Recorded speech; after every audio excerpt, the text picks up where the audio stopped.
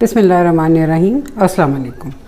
आज हम बना रहे हैं खड़े मसाले का गोश्त, बहुत ही कम इंग्रेडिएंट के साथ। ये 1 किलो मटन है और इसके लिए ये साबुत गरम मसाले लिए हैं हमने। ये मैंने आपको दिखाने के लिए लहदा रख लिए हैं, अदरवाइज़ ये आप तकरीबन ये 2 टेबलस्पून ही बनेंगे आपके।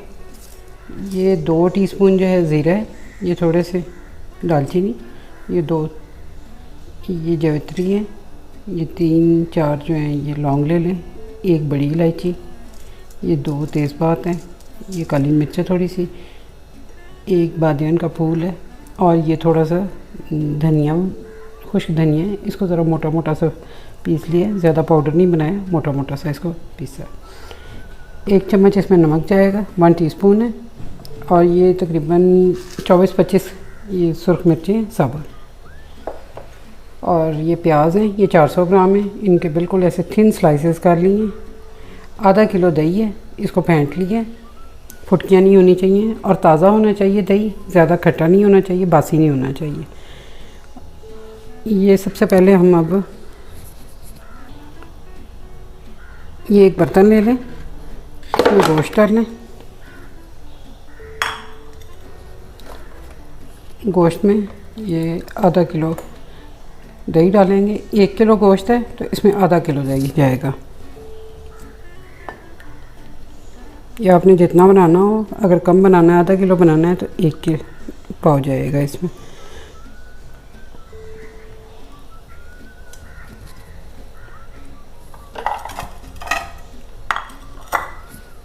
ये प्याज जो है ये इसमें डालें।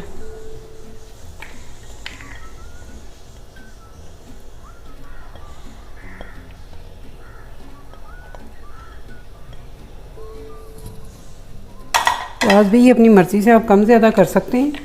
ये अगर 1 किलो है तो इसमें 1 किलो तक भी प्याज डाल सकता है। मैंने ये कम लिए हैं, ये तकरीबन 400 ग्राम है।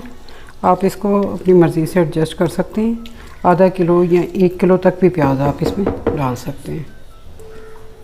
ये सुरख मिर्चें इसमें डालेंगे, नमक इसमें जाएगा,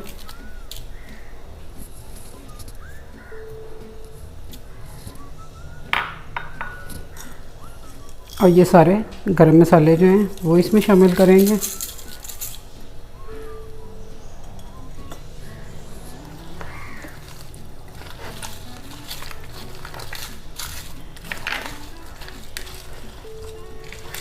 इसको अच्छी तरह मिक्स कर दें। ये गोश्त जो है इसमें मैरिनेट हो जाए अच्छी तरह।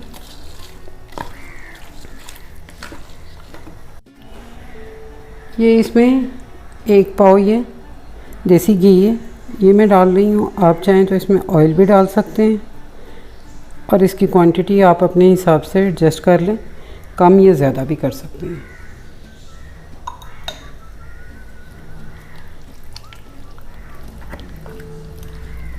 इसे अच्छी तरह मिक्स कर लें और इसको अब हम मैरिनेट करके 1 घंटे के लिए रख देंगे। इसी तरह ये 1 घंटा मैरिनेट होता है, उसके बाद फिर मैं आपको दिखाती हूँ। ये 1 घंटा हो गया इसको मैरिनेट किए हुए। अब हम इसको पकाना शुरू करते हैं। मैं इसे आज मिट्टी की हांडी में पकाऊंगी। मिट्टी की हांडी में इसका बहुत अच्छा टेस्ट आता है। आप चाहें तो इसको कुकर में भी बना सकते हैं, लेकिन मिट्टी की हांडी में इसका अपना एक जायका है। ये हांडी में डालेंगे सारा मिक्सचर। इसमें पानी वगैरह कुछ भी शामिल नहीं करना हमने। इसमें मसाले बहुत कम जाते हैं, कोई हरी मिर्च, टमाटर, लहसुन, अदरक कुछ भी इसमें नहीं डालते हम लोग। हल्दी वगैरह भी कुछ नहीं जाता। ये बस ऐसे ही बनेगा। अगर आप हांडी में बना रहे हैं तो इसमें आपने आंच जो है बिल्कुल स्लो रखनी है, हल्की आंच पे इसको पकने देना जब तक कि ये दही का पानी बने और खुश्क हो जाए।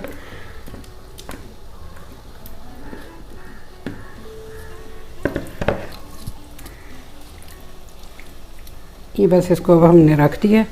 अब इसमें कुछ भी नहीं करना, बस आप इसको ढक के छोड़ दें और इसको पकने दें बिल्कुल हल्की आंच पे। ये तकरीबन 40 मिनट में हो जाएगा। मैं अभी आपको थोड़ी देर बाद तकरीबन 10-15 मिनट बाद खोल के दिखाती हूँ कि इसकी क्या कंडीशन है। ये देखें, ये गोश्त हमारा गल रहा है। पानी ये दही ने देखें छोड़ दिया था। ये आहिस्ता आहिस्ता हल्की आंच पे पक रहा है। इसको ऐसे ही पकने देंगे, हल्की हल्की आंच पे ये पकता रहा है। ये इसको तकरीबन 40 मिनट से 1 घंटा तक लगेगा गलने में। ये जब पानी हमारा खुश्क हो जाएगा फिर हम इसको आपको दिखाते हैं।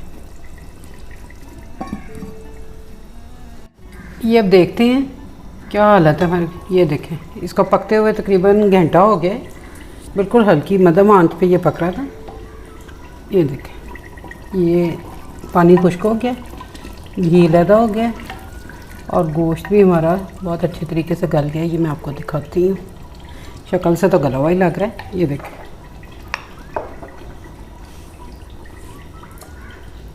ये देखें, बिल्कुल सॉफ्ट हो गया।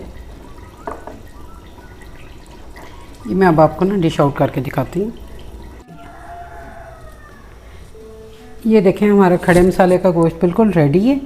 ये इसमें मसाले बिल्कुल बैलेंस है, नमक मिर्च बिल्कुल हर चीज़ परफेक्ट है। कोई इसमें ज़्यादा मसाले या कुछ भी नहीं है इस तरह का। बहुत मज़े का बना है। इसको सलाद के साथ, आप रोटी के साथ, नान के साथ सर्व करें, बहुत मज़ा आएगा आपको खाने में। इसको ट्राई करें, फीडबैक दें। अल्लाह हाफ़िज़।